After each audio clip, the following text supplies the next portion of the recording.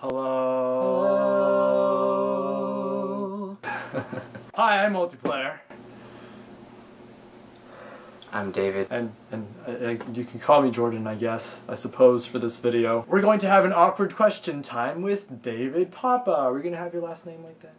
Yeah. Woo! Tell us a little bit about yourself, Mr. David Papa. I play music on YouTube. Oh yeah, I make movies sometimes. I direct them, I write the scripts, and yeah. Sweet. What type of films have you written so far? Mostly sad mostly romance, mostly dramas. Can you tell us a little bit about one of your films? One of my films. This one was in a film festival back in last fall. It was about this girl who was friend-zoned. She gets passive-aggressive about it, and that's it. Damn, that sounds pretty serious. How long did it take you guys to film that? I like how you're saying it like you haven't been there. He took part of it. In reality, it took me about a week because I did every weekend or something, and that adds up to about a week in days. Do you have any advice for any future directors or screenwriters? Don't expect everything to happen the way you planned it. Working with serendipity is inevitable, and it's always going to happen. Next up, we'll be asking each other some questions about stuff and things and stuff. Alright. David, I'm going to let you start off. What would you like to ask me? My first question is, would you date someone who has something fake on them? Like plastic surgery, too much makeup, something like that? Well, it depends. What was the reasoning behind their plastic surgery? And what parts or what features did they modify? Let's just say insecurity. I guess that's the main reason why people would do it. Social insecurity? Officially, I feel very, very uncomfortable about answering this question because I feel that how I love someone shouldn't rely on one specific trait or one specific thing that they've changed about themselves. We all make mistakes. Maybe she did it out of frustration. Maybe she did it out of sadness. Maybe it was one of those on-the-fly things, just Totally. like in Las Vegas or things. I'm all right to accept that kind of thing, but I feel that if it becomes a norm with this person, I feel like I don't know. I don't think I'd be able to handle it. Same. Yeah, I guess I totally agree with that because there are a lot of people nowadays that are very insecure about themselves. But I guess my answer for this question would be, if I didn't care, I think it would be one fake thing. That's the limit. If it was like makeup, then that's it. If it was like a fake nose, that's it. Even though that's kind of like, Yeah, I don't. That's a little too much. Why would you? right there. Why would you change your face? Like, to me, that's very frightening to me, especially if I knew you before, because that means the face that was before your plastic surgery, I won't ever see that again. That's frightening to me. Yeah, it's just this scary feeling that the person that you're getting to know now was someone that really wasn't before. I know. I think fake chest, and then recently people have getting fake butts. Man, 2013. But yeah, just one. I think that's the limit. Next question. David, as a musician, do you think you'll ever perform When I Was Your Man in acoustic style? I have, but I haven't actually posted it. I posted it electric guitar version, but that's, I mean, maybe. Everyone knows that's a pretty tough song, so I kind of want to be ready for that. Maybe in a live show. What about you? I don't know if I'll be able to ever have enough confidence to play. Yeah, exactly. Yeah, Exactly. that's a challenging song, and It I is. can't imagine trying to do that with an acoustic guitar. Without falsetto. Exactly. Yeah. Oh my god. Oh man, Bruno Mars. Damn. You are one sick man. Yes. I mean, sick as in good, not Sick not as as in good, Hitler sick as in status. Yeah. We're not. Bruno, you are not Hitler. I do not think Bruno No. Mars is Hitler. You're fine just the way you are. What's the most embarrassing thing that happened to you? I think back in the 5th grade, I was making a presentation, and I completely was being one of those swaggots that completely let their group take charge of what was going on, and I feel horrible about that. So when we went up to go present our project, they had me read a script. On this script, it showed the word rapping. Like rapping with an R or rapping with a W? It was supposed to be Godzilla rapping with some other monster, And when I went to go read my script, I said Godzilla was raping the other monster. It was pretty embarrassing, and the entire class laughed at me, and that was actually the first time I actually felt some acceptance into that class, because everyone in that class hated me for being the smartest kid in that class, and yeah. Yeah, man. They actually laughed at me, and that made me feel good about myself, and I thought that raping was the funniest thing until I actually learned what it meant. Raping is not funny. Spell correctly, kids. Read correctly, because they had it spelt right. Well, some people, I swear, like, I remember this guy tweeted, this rapper I follow, he said, "You're good at rapping," but he forgot a P. He actually tweeted it back. Okay, kids, learn to spell. Probably not the most embarrassing thing that's ever happened to me, but it's pretty embarrassing. Maybe some of you guys can relate. Have you ever been to Pier 39, San Francisco? Nope. Not Pier 39. Shoot, it's right by it, I think. It's the ferry building, right? And think of like a harbor, so it's like wooden steps. A wooden walkway, and then under it is rocks and sea. And then so it's crowded, and then there was this sign in the middle. If it wasn't crowded, it would be completely open space, and right in the middle of it, there's this sign that says something about sharks or something. And so I didn't know how hard I could force my body into something until I actually didn't realize that I was walking right into it. So I was walking with my family, and my family was like this far ahead of me, and say the signs right here. And so I just, focusing on my family, I run straight into it. And my family just looks at me and starts laughing. Oh. So yeah, I guess, yeah. Ouch. It's pretty embarrassing. How old were you? About preteens, 13, 14. Ow, 12. Head. I can't. Yeah, man. I can't imagine. Wait, I can imagine. When I was 6, I went to a train museum, and I kept on running inside this massive train museum place. And so I ran in, and there was this massive freight train in front of me, and because I was 6 years old, I looked back and I was like, "Hi, Mommy, look at me. I can actually run," because I don't think I've ever run before in my entire life. I turn around, and the next thing I know, I see this massive orange bumper plate thing of a 120-ton, insert actual weight here, train. And I bump my head. Next thing I know, I'm on the ground, and my parents are laughing at me. And my grandma's laughing at me. And my grandpa's laughing at me. And everyone's just laughing at me. And me. No, it's okay. Yeah, I totally feel you, man. Yeah. I hit my head a lot when I was a kid. All of these situations of hitting our heads kind of makes me question my intelligence. I feel like it made me a little bit better. How so? I'd just like to believe that. Instead of distorting your brain, it moved it into a more gifted area. Yeah, exactly. Yeah. Exactly. Be yourself, guys. Maybe we should all bang our heads just like Squidward, and someday we'll become beautiful. So, David, what do you think of this picture?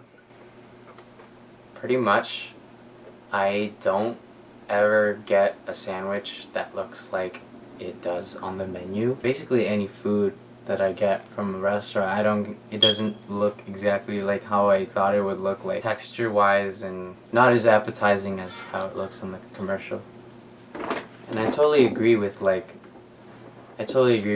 whole, it's a commercial, it's supposed to get you into it. No doubt it can taste good still, but it's something about, media nowadays where you can take a picture of it on Instagram and it'll be important enough to be there, to be on Instagram, and not just where you can easily like post it just for menus and just for commercial and just for sales. Nowadays it means more than that. I feel that they are exactly the same sandwich. I feel that this picture kind of symbolizes how we categorize people today. On the top picture you have this beautiful burger, and on the bottom picture you have this not so beautiful burger.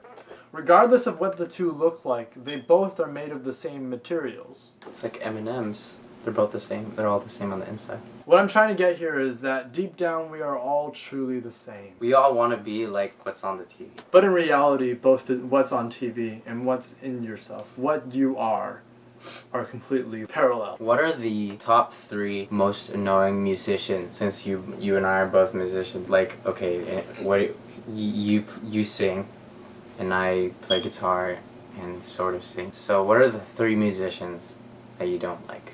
Not like in celebrities or anything, but like in necessarily just the type of person that goes with a certain musicianship. You know. So for me, one of the top most annoying musicians I hate are the people who this might not bother people as much as it does for me, but I get this eye sore, like my eyes roll like I'm looking at the top of my skull when people vibrato when they sing and their head is moving, you know what I mean? It's like, So like this. Oh my god. I would hate that.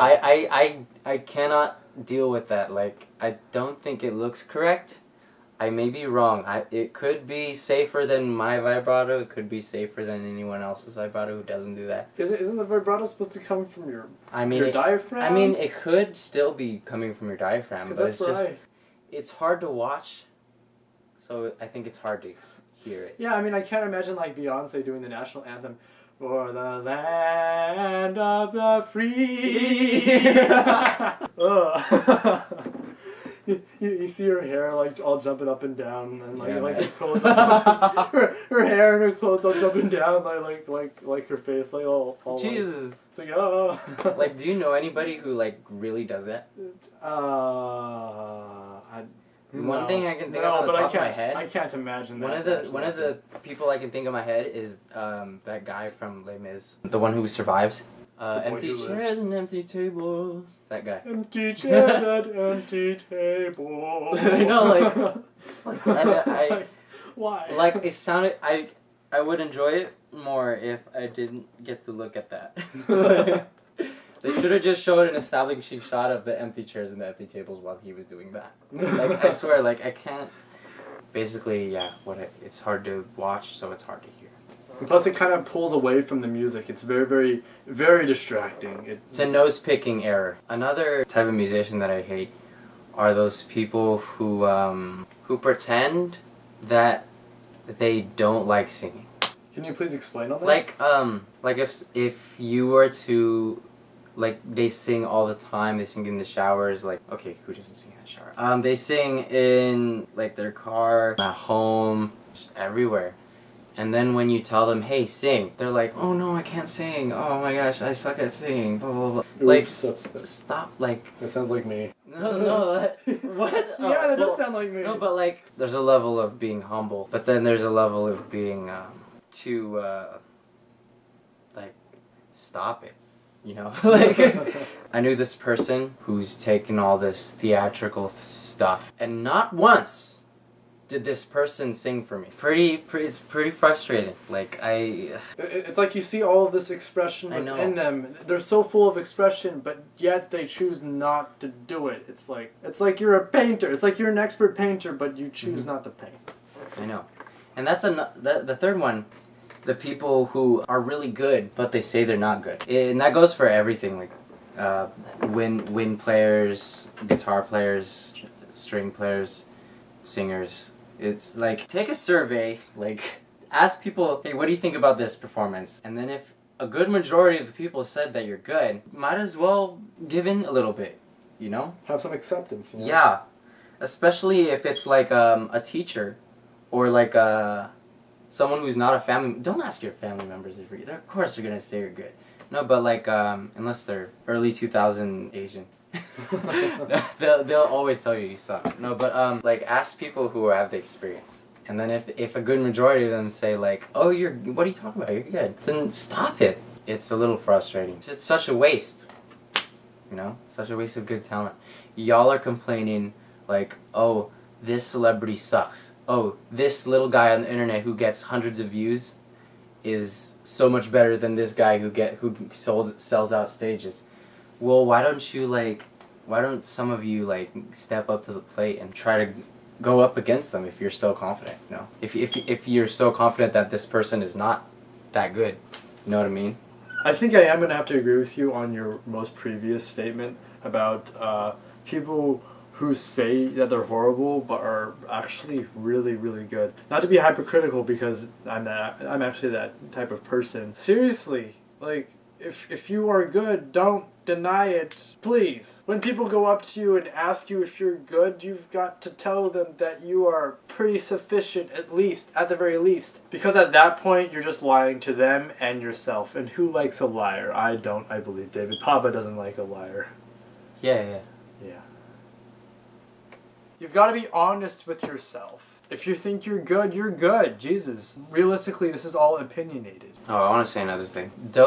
I don't want people to get confused, because there are some people who think that they're really good when they have a lot of work to do. That's a different thing. Like, again, get some credible validation from non-parents, non-relatives, because I feel like all these parents and relatives and people are telling them that they're good, and then they show up on American Idol, and then they're one of those people on American Idol who audition and they say, but everyone tells me that I'm so good. I mean, I've got like 500 likes on YouTube. Yeah, man. Like, they're probably all your friends who don't want to burst your bubble. But sorry to tell you, but just seek a professional's advice. At that point, no one can give you crap, because you have that right. For my second set of annoying musicians, I'd have to say is that those who think that they are absolutely right, but definitely have things to work on, just as David said earlier. So yeah, you've got to be free and open to suggestions, because you don't know if you're absolutely correct unless you've been specifically told that you're absolutely correct. And also you have to consider the fact that we're not perfect human beings. We are bound to make mistakes. We are bound to be incorrect somewhere or somehow. And you have to be open to that. You've got to accept the fact that someone out there may be better than you, and you've got to accept the fact that they might have better advice for you than you may have for yourself. Probably some little Asian kid plays the piano better. That's like 6 years old. No. I think to expand on the last thing I just said, it's those who just walk in there and say, oh damn, I'm gonna do the greatest thing ever, and then she does like this completely horrible thing, and then, or I mean not she, but he, or they just do this completely horrible thing, and you're like, oh my god, and she'd be like, oh yeah, I just nailed that motherfudger, and you cannot say anything about it. I'm like, well, guess what, I'm gonna go home, I'm gonna cry in my bedroom and completely cuss you out in my mind, because I have so much to say about what you just said. Or saying, expressed. Though once again, I have to admit that we're not all perfect, first of all, and second of all, she could have just been having fun, and there's no need for me to be hypercritical. There's many ways you can go with this argument, but overall, I just do not like it when people be like, woo, I'm gonna do this, and then completely does something. Not exactly like how you said it there, but like in different ways, it's been said and done. It's one thing to be proud of a failure, but to fail on purpose is, oh my god, I sometimes I try to sing incorrectly, and I still have trouble doing that. Well, there's a lot of ways that you can take that. Like, yeah, there's the people in musical theater, they confuse a lot of people for singing nasally, but really they're singing behind their nose. They're not singing through their nose. So people can get confused by that as singing incorrectly. But yeah, like an opera voice takes 8 years to develop. Damn. So it's not really it's hard, you know. A decent vibrato takes about 4. With constant practice. And yeah, I was watching this clinic a while back for John Mayer, and he said to be successful in a music career and to have people not, you know, to get the most out of it, you know, you have to realize that the public is about 1 million times smarter than you, right? Because a lot of people, like you said, they write this song and they think it's the greatest song ever, and they post it everywhere. They post it on their Facebook, all the social media networks now, and they get all these views, because of all these hashtags and all these friends that they know, and the charisma that they have, when really it's not about their skill anymore. It's not about the way it sounds or anything. Or maybe it's just because they have such a high quality microphone that it just sounds amazing. But really, if you were to bring it to a record label and say, that's it, it's gonna be a hit. It's gonna be a hit. Watch out, light fuse, light fuse, right? Yeah. And then all of a sudden, boom. public says, it was alright, you know? That's what happens to tons of musicians. They go to record labels, they think it's the greatest song ever, they think it's the best record they've ever done. And yeah, there are people who did that, like John Mayer, his Continuum album, he sent it to this record label and they said, I don't hear a hit in any of these songs. They listened to it again, it became on the top of the charts.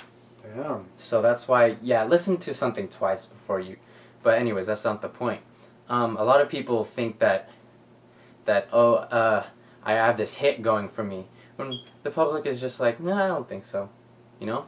So that's why I think people are really blinded by what their own caliber of people tell them. So And I guess you can relate that to the confidence problem of people being like, oh damn, everyone in my neighborhood be listening to my music. Then when you go on X Factor or when you go on American Idol, they'd be like, sorry honey, but you're not that good. Yeah, you're wasting time, basically. Yeah. I hate to say it like that, but somebody else could be in your spot. Someone who actually deserves it. And that goes with people complaining, oh, why is this guy famous? Why is this guy famous? It's all your fault. Right? Next question. We're going to finish up with two quick questions. One, how do you think internet sensations such as Friday by Rebecca Black, how do you think they get so popular? Why does this horrible song get popular? What is so eye-catching about it? Because of the haters, definitely. I think a majority of them comes from haters. But then there are actually some aspects to a song where if you listen to it and you forget all the peripheral stuff, like who wrote this, who wrote that, oh, she's too young. You just listen to a song and it feels right. I feel like that's the most important thing. If it feels right, then it's right. So did it feel right with Friday and Rebecca Black? I feel like if it played in a party, I wouldn't stop dancing. You know what I mean? Yeah, like, yeah. It's one of those songs like Gangnam Style, Wrecking Ball, stuff like that. Like, if it plays at a party, that's not going to stop me from dancing. If a song's...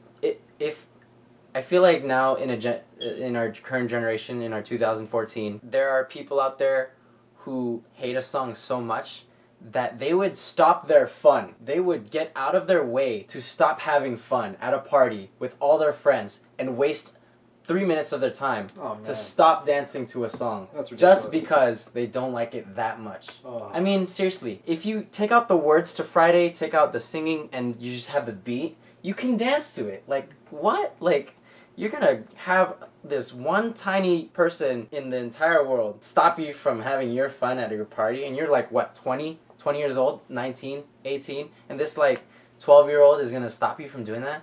Like, that doesn't make any sense to me. I don't know, because for me, it feels like it's one of those songs where it's so bad, it's good. That's the reason why it's popular. It's because I remember back in 8th grade, there was my friend, we'll call him Tim, also known as Josh. He wrote on my math paper, okay, I want you to look up this song. I was like, Friday? I was like, yeah, it's so bad. You just gotta watch. I think that's what really kicked it off for me with Friday, is because other people were saying it was so bad. It was so comical. It was so humorous that it was just, you just could not want to watch it. I feel like it's one of those things. It's just like when you see someone like getting hit in the nuts on the internet, or like a baby getting kicked by a breakdancer on the internet. Well, yeah, I'm serious. You see all these horrible things happen, but they're so damn ridiculous that you just have to see it, because you don't see that kind of crap every day. Yeah. And I think that's why Rebecca Black and her Friday sensation became a sensation. There's a Saturday too. Yeah, I heard about Saturday. That was actually, I actually enjoyed that one. It's not bad. It's not bad. There's also, I like Chinese food and the entire Justin Bieber franchise. Damn. Yeah. Damn. Did not know the that. Jonas Brothers, Miley Cyrus, current Miley Cyrus. Yeah. What should we talk about next? Next time we meet with us, what would you guys like us to talk about? Leave in the comments below. Please. Go. No, do it. If you liked what we were talking about, like the video, because it's only logical. If it feels right, then it is right. If you want to see more of our content, hit the subscribe button here, or if you are watching this in the future, then wherever YouTube move the subscribe button. Have a nice day. So yeah, basically don't wear makeup and don't get plastic surgery. And if you must get plastic surgery, limit it to one item because like you don't want to be turning into this completely inhuman thing. A little bit is better than everything. In this case. Yep. Get some credibility for your skills. And please don't be overconfident. I mean, there's a huge difference between overconfidence and being cocky. Please don't be cocky with what you think you are. I feel like if you just work hard, then I feel like you can deserve it. Hard work and determination equals redemption. Watch out for San Francisco ferry building signs. If you are going to come in contact with a train, don't go running towards trains. What the heck? Please don't run into trains. Well, this has been... Hold on. What do we want to call this? Like a discussion, a question time, interview? Wait a second. What's the name of this chair? Little Tikes? Tike time! With David Papa. Yes, I love it.